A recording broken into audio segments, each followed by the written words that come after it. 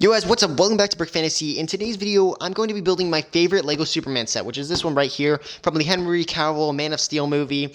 This one is an amazing set. I love that there's the other Kryptonians like Zod and Feora and stuff like that. It's definitely my favorite Superman set. I'm super happy that I was able to get it. I just recently got this one at the Brick Co. store in Atlanta, Georgia. Now we are also going to be building the original LEGO Superman set, which is this one right here. Now this is kind of a basic build of just the Lex Luthor like super mech thing. And I'm pretty sure that this is the original LEGO Superman set. At least that's what Google says.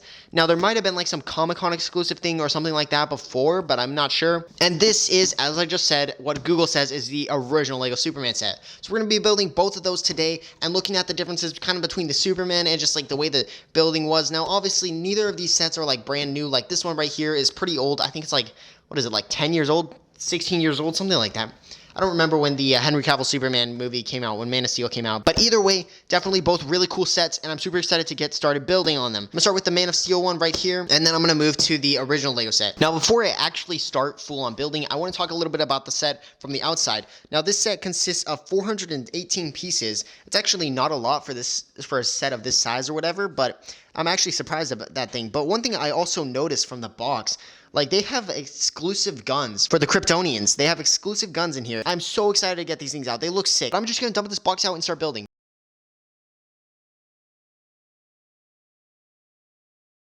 Okay guys, so it comes with a comic book, like a lot of the original LEGO superhero sets did. Don't know what this one's about, but yeah, definitely cool. I think I only have 3 LEGO comic books. One's from the An Age of Ultron set, the other one's from the original Spider-Man Daily Bugle, and then I have this one now, so that's cool. Now the sticker pad is actually just a bunch of like clear stickers with just like a bit of design on them, which is kind of cool, but also kind of not cool, because if I get like fingerprints or something on them, then they're just gonna be in that, but whatever. So it looks like there's only 5 bags in this LEGO set, and that should be pretty quick to build, and I'm just gonna start building.